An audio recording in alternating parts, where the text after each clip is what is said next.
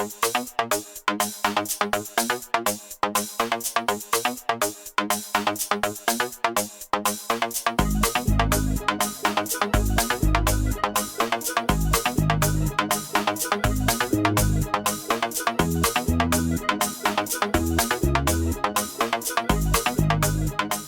episode 38, we've got another fellow commentator in the industry, but there's more to this man than meets the eye.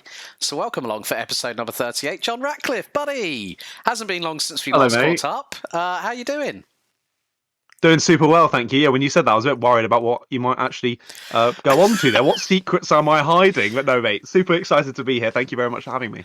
So, John, one of the things I like all of my guests to do is to please, in your own time, introduce yourself to our audience here on Commentator's Corner. So the floor is yours, buddy. Thank you very much. Wow, okay, on the spot. So hello, my name's John, at Ratters Media on the socials for my commentary stuff. I am 24 years old, living up near Silverstone, which is where I work. Main job that I do is working in marketing and social media stuff. Recently started at Kart Sim, based at the Silverstone circuit, which has been a lot of fun. But yeah, as Alex says, and the reason I'm on this podcast is because I've done commentary for probably about 2 to 2.5 years now, I'd say, maybe even a little bit longer. And it was something I just sort of stumbled into, really. And as I've done it more and more and more, I've had a lot of fun. So yeah, just really enjoy. I mean, to be fair, before I did commentary, people couldn't really shut me up anyway. So it seems like a viable option to go into a career path. But I guess that's kind of me right now. In a nutshell. And also, for those that don't know, John actually competes alongside his old man in the FunCup Championship. Well, let's get on to that first. Sure. Because commentary is the art of conveyance, but having that IRL racing experience, considering the fact that John and his dad have also taken podiums this year, so well done to you and your old man. I mean, thank you. Educate the folks at home on how you can transfer your understanding of racing in real life to commentary on a broadcast. Yeah, so I feel like it does give me a bit of an insight that maybe some other commentators don't have.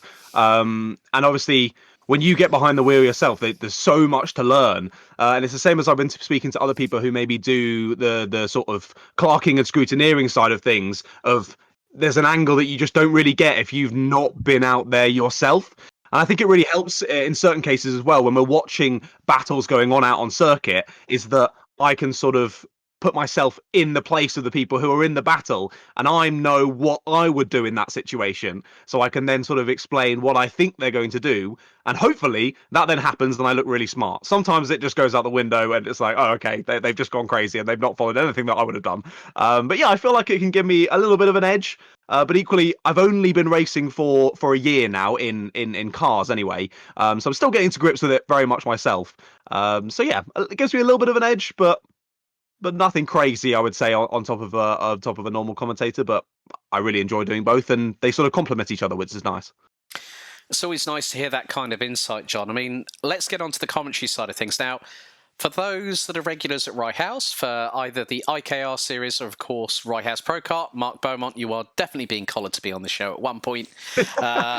When my schedule and his schedule allows it. I mean, it's taken me myself and John to do this for quite a time. Like, either I've been unable to make it or you've been unable to make it, but we finally got around to it. I think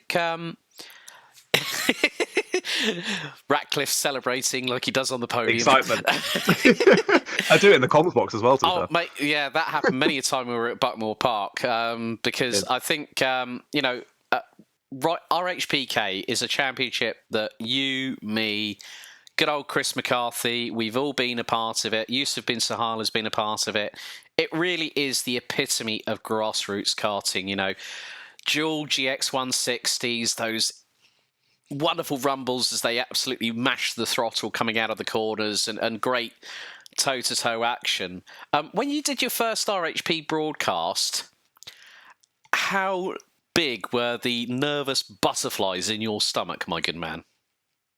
Yeah, it's always super nerve-wracking. It's always super nerve-wracking. Doing the broadcast as well. Luckily with the RHPK, it's not the full sort of Alpha Live streamed experience, which can be very, very daunting to begin with. But yeah, luckily RHPK mostly circuit comms with then that Facebook stream that we do as well. But actually, to be fair, by the time I got to RHPK, I'd done a little bit of stuff previously because, like I said, I sort of stumbled into it initially because when I got into it. I'm tracking off of your question quite a bit here, but I promise I will bring it back, Alex. That's fine. That's fine. If you want to go off on a tangent, this is the perfect platform to do it on, mate. Yes, I love a tangent. That's what our commentators are made for, right? Going on tangents. True. True. Okay, so yeah, how I sort of got into it was when I was at university. One of my friends just basically said, "Oh, I know these people at a company called Alpha Live," which I hadn't heard of at the time, and they often like to get people involved to do the camera work on the mains BUKC day, the British Universities Karting Championships, which I raced in. But at the time, I was racing on the intermediate day, which was the sort of lower class day. So I just went along, had a bit of fun, had a bit of camera work, did more and more of that, was enjoying it, and then I can't even remember how the conversation came about that I was like, oh, I'd quite like to be in the commentary booth and have a go. So I remember the lovely guys at Double Dash Motorsport Media, Andrew and Howard, were like, yeah, just jump on a stream with us. So that was in the time where I was then racing in the mains championship in the top one. So I would do my 2 races in the day, and then I would commentate 2 of the other races with them, which was really lovely of them. So then I did a bit of that, enjoyed that a lot, and then started getting more and more things. So actually, in my first foray into commentary was in that full Alpha Live stream of the full shebang. That was very nerve-wracking to know that I'm going out live to all these different people, and if I say something wrong, or if I accidentally swear or something like that, I'm going to be the one kicked up the behind. So that was nerve-wracking. So by the time I got to RHPK and things like that, I think those nerves had subsided a little bit. And I think it was also helped a lot by the fact of while I was at university for about a year and a half, 2 years, I did loads of YouTube content myself on my own channel, making videos, doing podcasts, doing live streams and things like that. So I think that the the being scared of being on camera had certainly subsided a bit, but I think even now when I've been doing it for 2.5 years, it never really goes away, does it, Alex? Every time you're about to go on stream and it's got that 2 minute countdown, 1 minute countdown, 30 seconds, you do get a bit, oh, okay, we're about to go. But then once you get going, you're into the flow and you're just having fun. Yeah, it's the first 10 to 15 minutes, folks, that we're sort of trying to hit our stride and get into a rhythm, a bit like a racing driver, so to speak, whereby you know what you've got to be doing. You know that you've got your stats, and myself and John, we do prepare to the hill. I mean, preparation is a big key of what we do. We have stats up the wazoo. We have like interesting facts about the previous event, you know, what happened, who's where in the championship, what circuit are they racing at, who's the broadcast with, or is it RHPK, is it IKR Rye House, is it BUKC, is it Club 100, is it Motorsport UK British Kart Championships? There is so much that you really, really have to have all that information to hand, but by doing that preparation, some of it becomes a bit like photographic memory, doesn't it? No, it definitely does. It definitely does. And you also find when you start working with the different series that you find the different sort of nuances of the series. Like I know when I moved from some other championships, and then I started doing a bit of the British Kart Champs in sort of end of last year, beginning of this year, there were some words and phrases that I was quite used to using that I was told very much you can't be saying that anymore. I know the main one was the use of the word contact. I was like, you're saying that way too much, and you're going to infer that you've seen contact there, and they're going to be able to use that against the other drivers when they get into the stewarding room and whatnot. So just things like that you pick up and learn as you move on through the ladder. But lots of great experiences throughout the championships. But as you say, it never quite goes away, that nervous excitement. Yeah, I've managed to get myself out of the habit of saying the word contact. I always go, oh, there's been a bit of a touch, that kind of thing. I still do it. I used to say contact so often, and I can't remember who it was. I think it was my mum or my dad said, why do you say the word contact? Well, they've had an incident, you know. You could say, well, try and paraphrase it a different way, so you make it a bit more interesting in terms of the words they used were verbal diarrhea that you're spouting on every single stream. And that's the thing. We're here to tell a story. We're there to inform, educate, and entertain. And that's why we get the gigs that we do. So when you got the opportunity to step up to the Motorsport UK British Kart Championships, can you remember when, what circuit, and who you were commentating alongside? Yes, so the first one I did was actually last year. So the first time that I did multiple rounds in a season was this year. I think I did 5 this year. But the first one was last year because it was a relatively last minute call up. I think it was a couple of weeks or a month before, where Henry. So at the time last year, it was Henry Burdett and Anthony Jordan who were commentating together for it. But Henry was off somewhere. I think potentially off in another country doing some other sort of event of some sort. Mm-hmm. And I got the call up, I think partially because I knew the circuit very well. So it was at Wilton Mill. Yeah. And I knew the circuit very well because I'd been doing the Wilton Mill Kart Club commentary, which I still very much enjoy doing. And because I know the circuit well, and also probably partially because I live quite close as well. But I'm going to forget that bit. It's all definitely to do with my skill and ability. So I was called up for that round at Wilton Mill. It was like midway through the season last year, and it was with Anthony Jordan, who I was doing it alongside, who I had done previously a couple of streams. So I think Wilton Mill Kart Club and things like that. I've done a few since then as well with Anthony. But yeah, that was the first one, Wilton Mill with Anthony, and it was so much fun. I loved it from the off. I loved it.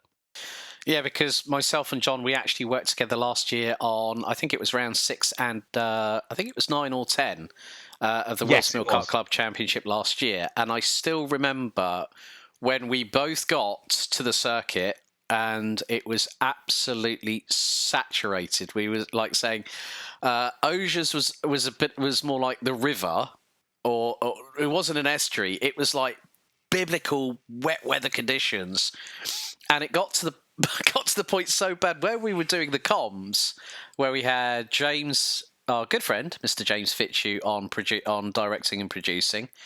We had the likes of Laura, Adam, and quite a few others that were there. They were having to brave the elements, and there were sandbags in front of the entrance to the main sort of like redeveloped shed, just off of the main start finish straight, just coming out of the boot.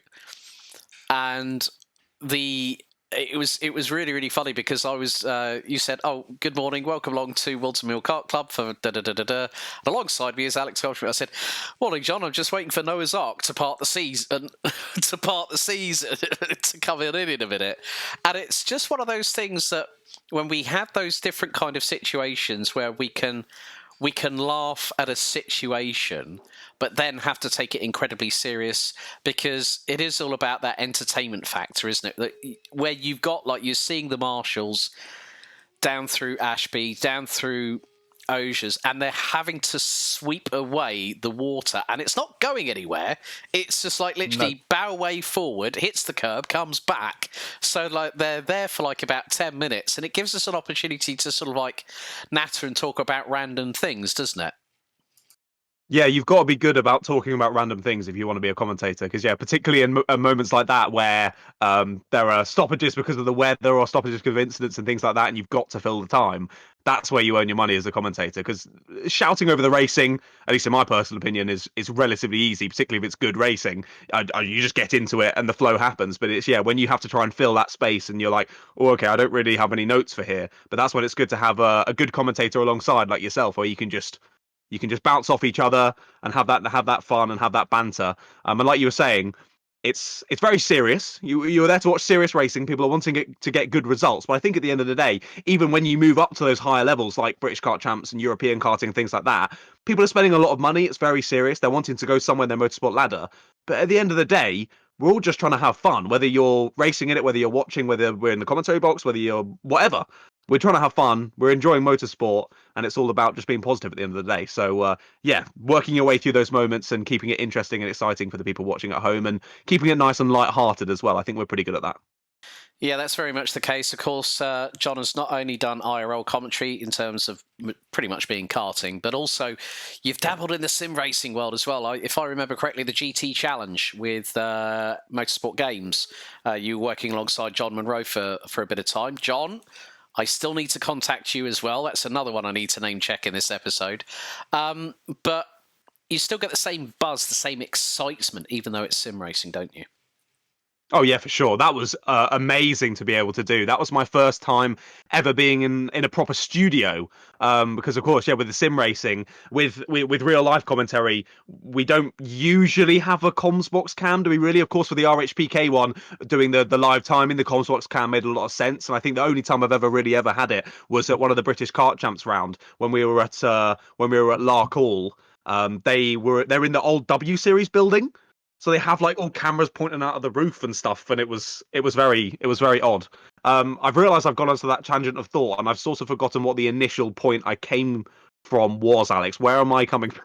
Saying that you were in a real life. Well, no, you were actually on the Yes, okay, right GT point. You were challenge. on the right tangent on that particular occasion, John. Oh, So so don't worry, close. you're fine. But yeah, like you say, there are times when you are on camera. Like for myself, for instance, being the lead commentator for the ADAC Sim Racing Expo, we were at the stage. They had a camera positioned towards us, so there were times when we were picture in picture. So the broadcast crew managed to make the live stream sort of like shrink a little bit and then still have two people's faces on there. I have to give a shout out to Nico Hillebrand, who was alongside me in Dortmund. But yeah, you still get that same buzz, that same adrenaline kick where you feel, the goosebumps on your forearms, the hair standing up on the back of your neck. It really does give you that same sort of adrenaline buzz, and you can still parlay what you know in IRL stuff to sim racing commentary. And we've seen a lot of big names who have either gone from the sim racing world into IRL. Take, for instance, Actual Vision, Luke Crane.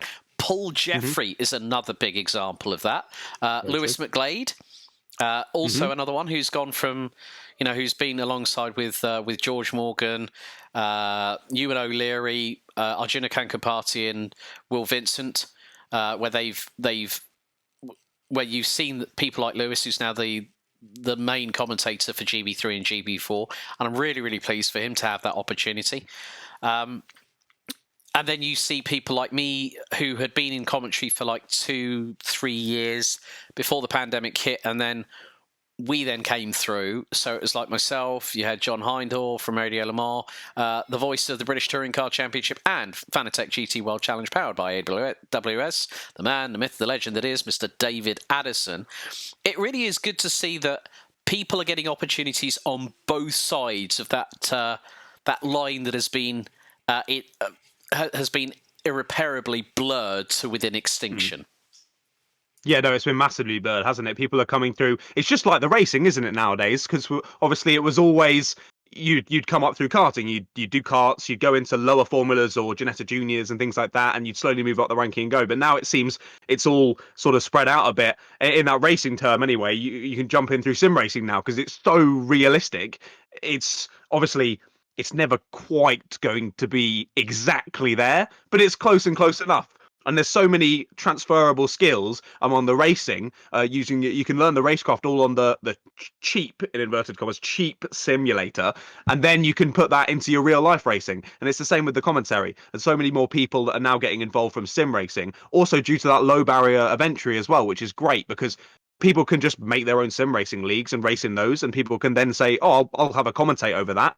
Have a bit of fun. You start to enjoy it. You move up into other sim racing things. Suddenly, you get a real life gig, and it's amazing. It's amazing the blurred lines, like you said, of just people are moving back and forth between the two. And as you mentioned with my GT challenge, how I did a bit in real life, then I've gone back to a bit of simulator, then I've done a bit more real life. But I'm more than happy to switch between the two because at the end of the day, racing is racing. It doesn't matter whether it's in the real world or in virtual. It still gets me pumped up just watching the racing, watching people go for moves, and just seeing how it all plays out through the race. So yeah, really enjoying the further introduction of sim racing, and I feel like as we've come through the pandemic as well, we're definitely starting to see it more and more and more become like a normality of a series to have their usual championship and then do a winter esports cup or something like that, and just have it merged in those sort of ways.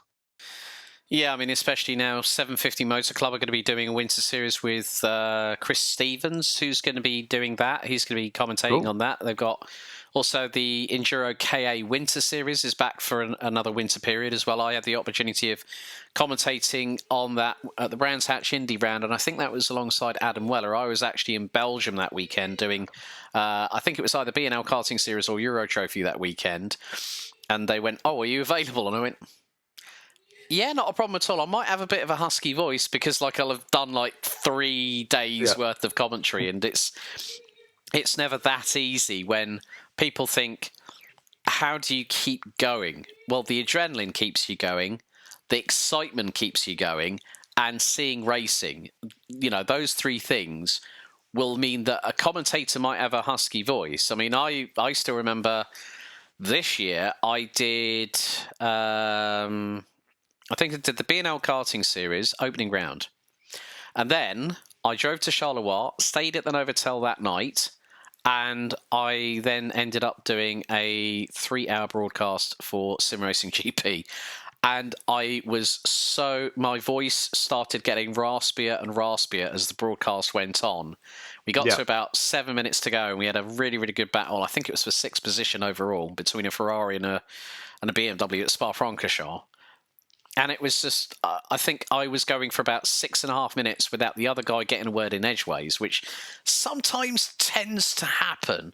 But yeah, they said after the broadcast, they went, "How did your voice stand up to it?" I said, "Hydration." And that's another key point. Our voices, John, are our meal ticket. Yeah, exactly. No, I think we've all been in a moment. To be fair, it sounded like you managed to save that, but I feel like as a commentator, we've all had that moment where you get maybe half of the way through the day of racing, a little bit further than that, and you start to feel it, and you're like, oh no, it's going. Oh no, I'm going to have that awful moment where I go, when a battle starts to happen, and you get excited, so you raise that voice a little bit, and it just completely cracks, and you're like, oh no, everyone's going to take the absolute mick out of me in the live chat for that one. Yeah, it's sort of like it ends up becoming like a real, like a meme on Instagram stories or or TikTok or something like that. Yeah, here's where the commentator's voice broke, literally. Yeah, he's like, I mean, exactly. I'll be completely honest with you. The worst time that I've ever had was 2021 International Trophy Le Mans. And this is a story that pretty much in a lot of episodes I've talked about already, but it's just a little bit of a reminder. I did 47 races plus qualifying, and I was working with 3 drivers for social media. Now, I was only going out there for social media. I get a phone call from from the voice of Barry, South Wales, Mr. Henry Baudet, at about 11:30 on the Tuesday night. He said, "Hello, mate, how are you?" And I went, "Oh, all good, mate, how are you?" Said, "Really looking forward to catching up." He said, "Unfortunately, I won't be there." And the first 2 words the first phrase that went into my head was, "Oh shit, I know what's coming next." Which was Henry said, "I've talked to the organisers," and then, I've never felt so broken. I still managed to get all the way through the weekend. I don't know how I did it. I think it must have been the amount of caffeine that I consumed, and it was coffee in the morning and energy drinks during the day, coupled with water, just to make sure that everything was all on point. But coming back to the racing, you and your dad, I mean, this is the first year that you guys have done it. How's it been racing alongside your old man? There must be a really, really good bond between the pair of you, especially when you're both excited about the racing. It's an endurance-style format with FunCup. We all know that. It's a great series. I've had the opportunity of calling a race at Brands Hatch in Stopwatch Hospitality, which is located just on the Bradham Straight. Shout out Paul Clark. And we had everything. We had a 4-hour race round Brands Hatch Indy. And we had a safety car start. We had multiple yellow flags within the first 30 minutes. We had so many people going off.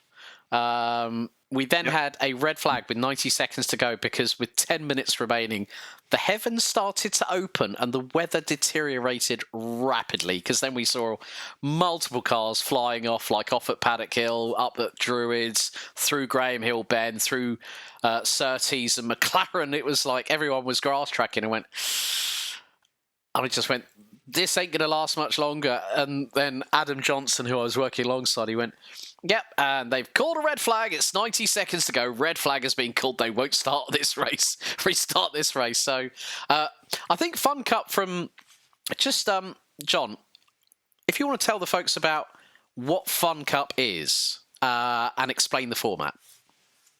Sure. Yeah, I'm more than happy to be a spokesperson for FunCup because it's one of the best things I've ever done in my entire life. It's so much fun. It's in the name. You have to get out of the car if you're not having fun. That is one of the rules in the in the book before you sign up for the series. But yeah, I'll tell you a little bit about it. I will also caveat with the fact of, in case my brother does listens to this, because he's going to be very frustrated. I do it with my dad and my brother as well. So we're a three-man team. We're a three-man team for it, which has been really helpful as well because my brother is the fastest out of the three of us. So he's been a great person to chuck in the last stint and go on, mate, go and get us the result. So that's been good. But yes, FunCup, endurance racing series in the UK. They're all these weird looking cars. So everyone that sees them is like, oh, you're racing VW Beetles. But they're not VW Beetles. The fun fact that I always say is the only the only part on the car that is from a VW Beetle is the wiper motor. And the only thing that has failed at every race this season is our wiper motor. So it's not looking good for the VW Beetle department, parts department. But yeah, so cars look like Beetles, nothing like Beetles. Space frame chassis, Volkswagen Golf engine, I think it is in the back. They're not the lightest of things, so they're not really that fast. I think on their own steam, you're maxing out just below about 110. If you're in the slipstream, you can get a bit closer to 120, but they're not that quick. But with these cars, you're sat directly in the middle of the car, so it's almost like a single seater. Well, it is a single seater, but it doesn't look very much like a single seater. So you're directly in the middle, flappy paddle gearbox, loads of vision out the front, but absolutely no vision behind. You've got these tiny little wing mirrors, and because it's a rear-engine car, obviously you've got no rear-view mirror. So it's very difficult to see behind when you're battling with people, particularly like at our last race at Alton Park, where my dad got in a bit of a scuffle with someone and knocked the one of the wing mirrors in. So it meant when you were battling with someone, if they pulled out to try and make an overtake on you, you had no idea where they were at all, which was very scary. But yes, this series, been involved with it for 1 year. We decided we wanted to get involved and do something as a family before my dad decided he was too old to race anymore. But it's been so much fun. We've loved every second of it. We missed a couple of rounds this season that meant that we weren't able to be involved in the championship fight because you can drop one round, but we missed two. So a bit frustrating, but we were super happy with our results. As you say, we got quite a few podiums. I think off the top of my head, it might be 2 seconds and a third, and then a couple of fourth places, I think, in the Masters. So yeah, it's been really good fun. And how they've done it this year that's been really good as well is introducing this Masters class where anyone with a driver over the age of 55 goes into this masters class. So my dad is a good mid 60s, so we've been campaigning for a super masters for him to go in for for the over 60s as well. Yeah, so that class has been made, which then means that even if you're in the Masters, if you get on the main podium, you can't get on the Masters podium. So it gives some more opportunity for people who may not get on the podium usually to actually get a shot of having a proper battle for some podium places and getting a nice shiny trophy, which is always good. But yeah, I cannot sing the praises of FunCup enough. It is brilliant. I understand when you're watching as a spectator, it might not quite be so interesting. But anyone that wants to come and watch, you're more than welcome to come down and chill in the Team Ratters Racing pit box, and we'll explain what's going on, and you can get involved. Because once you've got the bug of FunCup, it ain't going to go anywhere. Yeah, Well, I've actually funnily enough, I commentated on it alongside Jake Sanson. Okay. And we were doing the BRSCC Silverstone weekend, so we had the Intermarks, we had the Golf GTI Mark II Championship and the Mark V Series. We had the FunCups, which I thought it was actually on the year when Kevin Magnussen, they were racing at Spa, and K-Mag was with Renault, and that was when he had that monster shunt at Raidillon going onto the Kemmel Straight, where the bolster around his shoulders. I remember that, yeah. And we were on the lunch break, and Jake was watching Sky Go on his laptop, and I was like, just tell me what's going on. And I was having a chat with a couple of people that had come to watch it. He went, Alex. I went, what? Red flag. I went, what's happened? He went, K-Mag's gone off at Raidillon. I was like, oh, shit. Like, and then I went, I'm really, so I said to the people that I was talking to, enjoy the rest of the weekend. I hope you're all having a great time. And they said, yeah, we're loving it. We're loving the commentary as well. I said, brilliant. And that really humbles you as a commentator when they say something like that. Hmm. And so I've gone up, and as I've gone up, I've clocked the replay, and I've gone, that's got a smart. And he went, yeah, it wasn't pretty. Yeah, and we had on the Saturday, we had the main race. So most of the FunCup races, folks, are 4-hour enduros, and there are mandatory pit stops required. So they will normally stick the fuel. They'll stick the fuel canister on the front of the car, very much like the Porsche 911s do in GT3s. They're very similar. Very similar indeed. Yeah, it's a 1.8 turbocharged 150 brake horsepower engine that's in the back of the FunCup cars. I should know that because you know more than me. Well, no. Well, the thing is that I want to hear the FunCup praises from one of their current drivers, which is the main thing.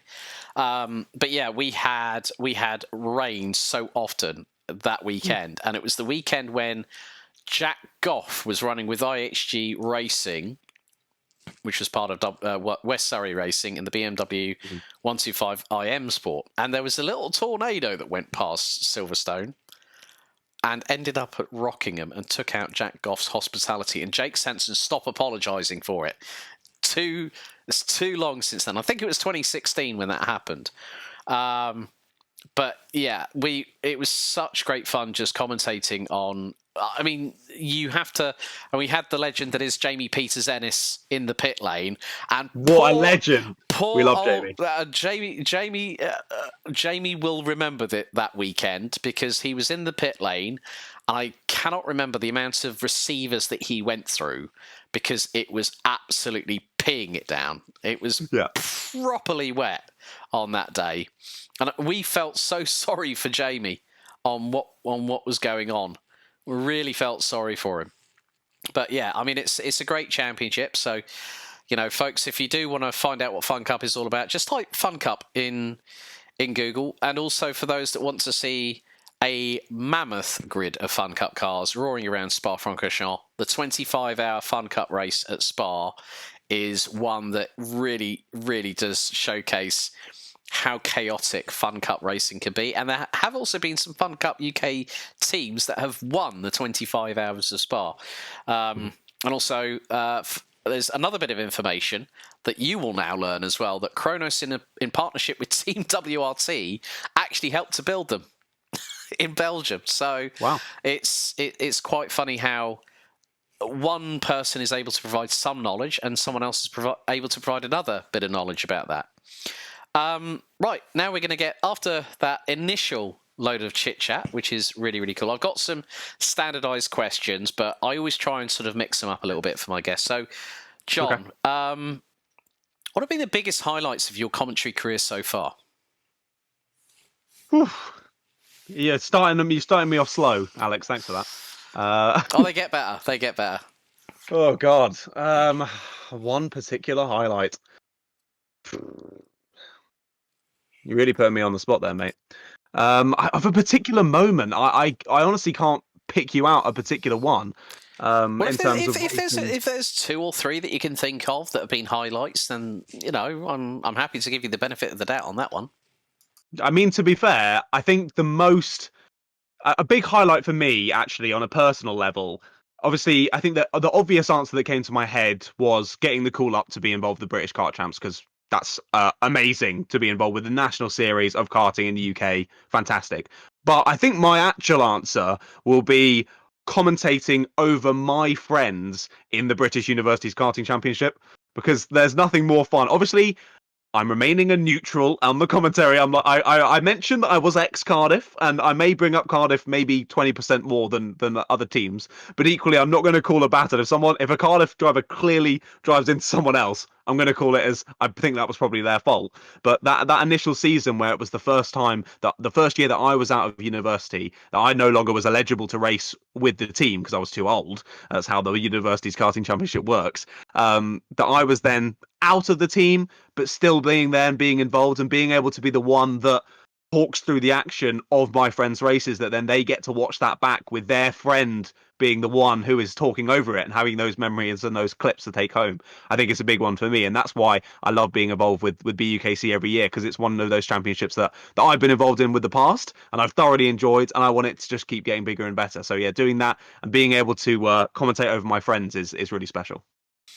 That's actually a really, really good point that you mentioned that, where it can be something like a grassroots championship where you've been there as a competitor, but you've now also been there as a commentator as well. So you've been on both flip sides, so to speak. What inspires you to, in terms of motivation as a commentator, to strive to get better as the months and the years go by?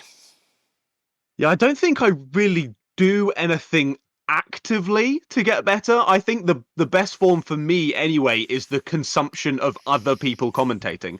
So I really enjoy that now. I think back when I would be watching motorsport when I was maybe 15 or 16, I'm just watching the action that's going on track. Whereas now you have that different sort of mindset when you're going into watching it, where I'm also listening to the commentator and what they're doing, how they're doing it, how they're switching from topic to topic, when they're bringing up information that they already had planned, like facts and things like that, when it's getting a bit slow, when they talk about the action, how they speak about the drivers and things like that. So I think for me, I'm very much a visual learner like that, and taking in how other people doing it. Obviously, copying is not the way to go, because you're just going to sound like them, and you want to have your own sound.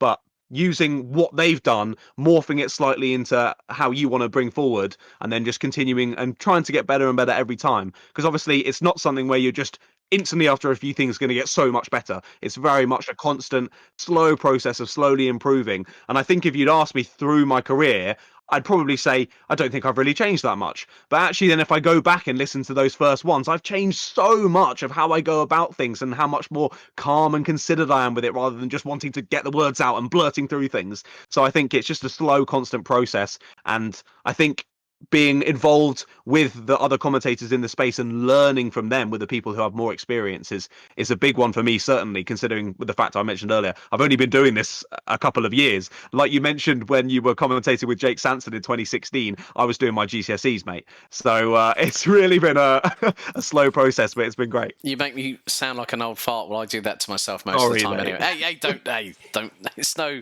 skin off my nose there. I think that's a really, really good point, that you listen and you understand what other commentators are doing. I mean, when myself and John, we were at Buckmore Park, which was the first time, I think, forever that our HPK had gone away from Rye House and gone to a very, very different circuit, which both myself, John, know very, very well. I mean, I commentated there back in 2017, so that would have been probably your first year of A-levels. I was there commentating with Chris McCarthy.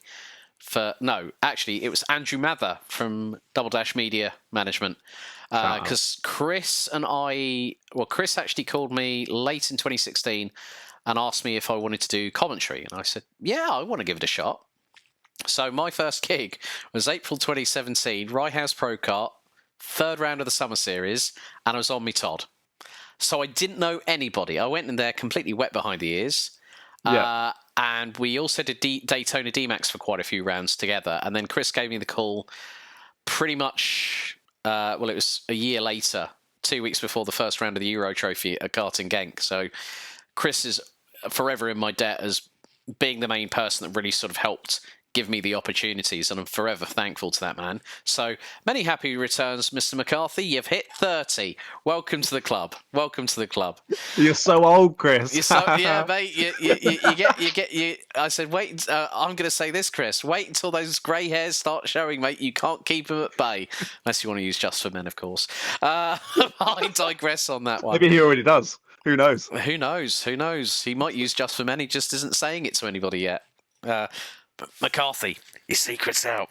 I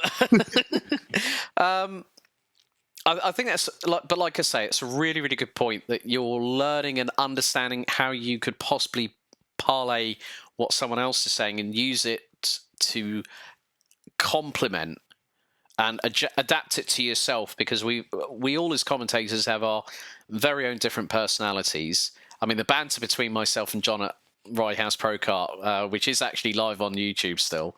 Can you believe this? We got nearly 400 views off of that stream. Woo. Exactly.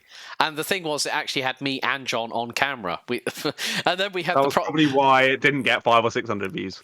Damn it. Well, it was worth doing. It was worth doing. It was really good. It was really good. Yeah, and also the fact it made sure that people were tuning into the stream because it was on YouTube. We shared it in the group. And then we found that the Buckwell Park microphone decided to have a bit of a fit with about 2 hours to go, didn't it? And we were like going, yeah, it's working. No, it's not. No, it's not. No, it's gone. Okay. And I just went, oh, bugger it. We'll just use the one on the camera. That'll be fine. And it worked. It was like when you're trying to find signal with your phone. We were like walking around trying to find the perfect point with the microphone. It just wasn't working, was it? No, it was just like, it was like Family Fortunes buzzer had just come along all at the same time. John, there are motorsport memories that we do all have. Can you name for me, off the top of your head, 3 moments that you will always remember about motorsport that you have watched or you've been a part of? 3 things. I mean, we'll start off with the first memory I ever have is being on the sofa watching the Formula One when Michael Schumacher was in Ferrari.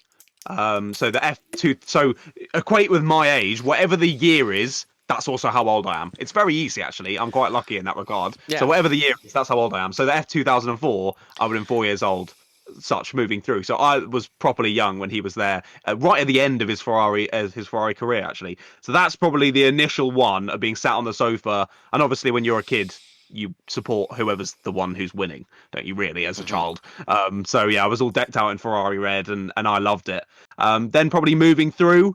I probably can't pick one moment, but I think just generally traveling around with my dad. So my dad raced in Caterhams from the year before I was born.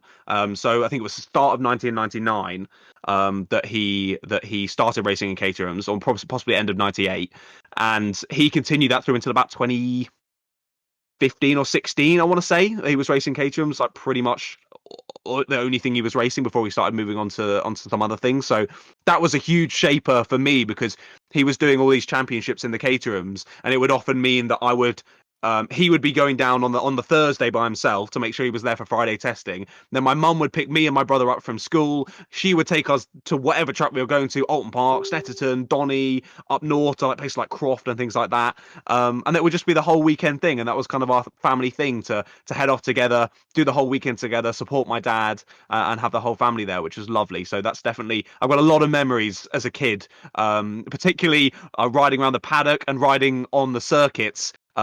Obviously after they've closed to racing action, on my little scooter I used to ride, that I used to push myself around on, and I remember going down Paddock Hill Bend at Brands Hatch when I was about 5 or 6 on my scooter, and just being like, because it's so much deeper than you think when you watch it on camera.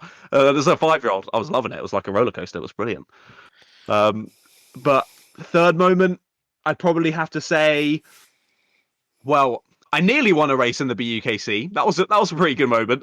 Where I thought I had for a second, because I came, I think, 4th on the road, potentially. Was it 5th on the road, something like that? But then with how the penalty system works in BUKC, it's so confusing. So initially they thought I'd won, but then it turned out that I had got the least amount of penalties of the guys in like the top 10, but someone just outside had got none, which meant that he jumped from like 11th to 1st, and I ended up coming 2nd, which was gutting at one of the qualifiers events. But I'd say, yeah, moving through, I'd say first memory, watching Formula One, then moving through into the childhood with my dad, doing the Caterham stuff, and then into my own racing myself. And I finally did some stuff myself. Obviously, I did team sport karting and things like that when I was a kid, but actually getting involved in a proper series where everyone's racing, everyone's treating it seriously was absolutely awesome. So yeah, getting to race with my mates and stuff and being involved as I got a bit older as well. Okay, penultimate question, John. What are your future aspirations as a commentator? I mean, I feel like it's probably the same answer for everyone, but the goal is Formula One at the end of the day. Like, there's nothing really. I'm just enjoying the journey and seeing where it goes. But if I had to pick one, it's Formula One. That is the pinnacle of motorsport. That's the one everyone watches. it's fantastic, and that's the one I've been involved with since, yeah, as I say, a tiny little kid. I've been super interested in it. So that's, if I had to choose an aspiration. Equally, the amount of fantastic people that I've met involved in commentary who I think you should get that F1 seat. You're brilliant. You should get that F1 seat. You're fantastic. The competition is massive. So it's a lofty goal that 99.99999% of the time is probably not going to happen. So at the end of the day, that's a cool aspiration, but I'm just, as my dad always says, enjoying the journey. I'm just going through it. I'm taking on different series. I'm like, yeah, I'll have a go at this series. Let's get involved. Oh, let's commentate with this new commentator. Lovely to meet a new person. And I'm just going through the motions. I'm having fun with it. I'm doing as much as I can. And wherever it goes, I guess. I'm not the type of person to be going around knocking on every door, being like, "Oh, I'm here. I'm this person. You want me? You want me to do this?" I'm just chill. I'll sit on my. I think I'm pretty good. I like to think I'm all right. If you like me and I like you, we'll work together and we'll have a good time, and we'll see where it goes. That's pretty, like enjoying the journey. That's the whole thing, because myself and John can testify to this, that we won't get every single gig. We're not everyone's cup of tea, because everyone has their everyone's going to like you. Everyone has their favourite commentators. I've had so many people ask me if I'm going to be the voice of the Rotax Max Euro Trophy next year. I don't know, because they've changed promoters. So WSK may have someone already in mind. I just don't know that. And I've done that championship for 6 years. I did all the social media. I was helping producing the streams and giving an idea of what I think we should be showing, this, that, the other. I was making content for it. It was a great run. But then, as we both know, John, that when one door closes, another one opens. And that's very much true in this industry, that you'll work in a multitude of paddocks, and then you'll then get an opportunity that you didn't see coming out of left field. And you'll be like, oh, right, okay, yes, I definitely want to give that a shot. And that's the thing that we have to be as commentators. We have to be adaptable and try and make the best of every opportunity that we're given.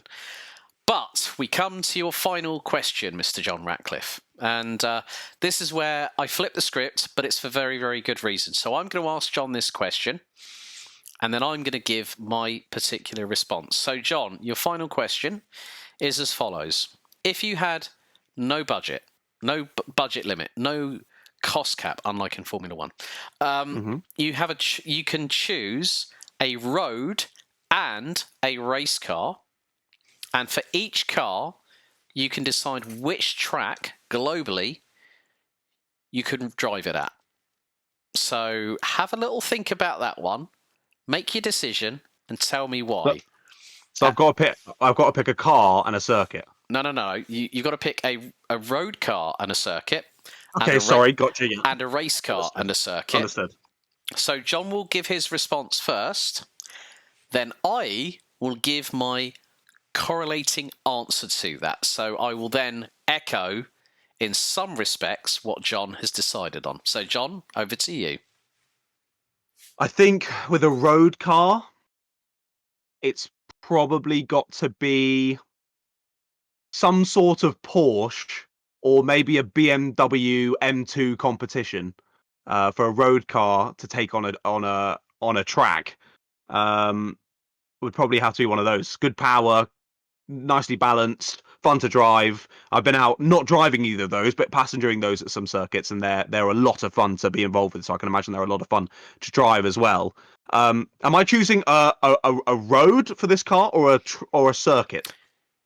Right, for both cars, you choose both cars at racetracks. Both cars Understood. at racetracks, yes. Understood. Well, with those, obviously, you're on probably a bit lesser cornering abilities. You've got lots of power. I mean, an M2 competition is good to chuck around, but not the best. So I'd probably say for those, probably Donington Park. That's good. That flows nicely, but has some decent amount of straights as well to put the power down. Then for something like a Caterham, I think I would go for the race car. Just because I know I've already mentioned it with my dad, but Caterhams just have a special place in my heart. The racing that you see with Caterhams, okay, now I've come into the FunCup. There's something that has a competition to the fantastic racing, but the Caterhams oh man, they're just awesome, and the rawness of it, how exposed you are in the car.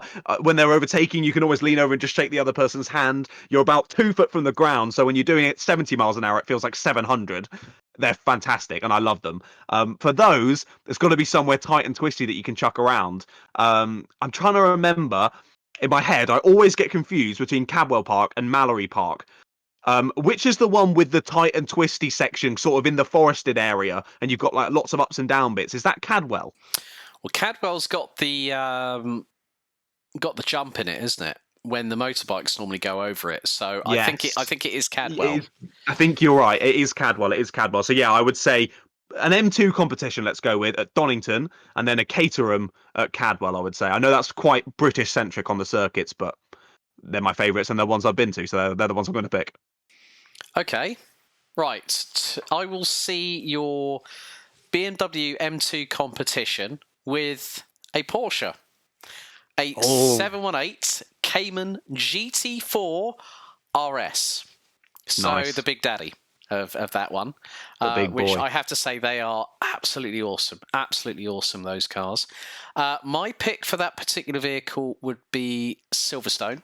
So you've got the combination of speed, but you've also got, say, Maggots, Beckett's and Chapel, which will flaunt not only the power, but also the handling of a mid-engined rear-wheel drive sports car.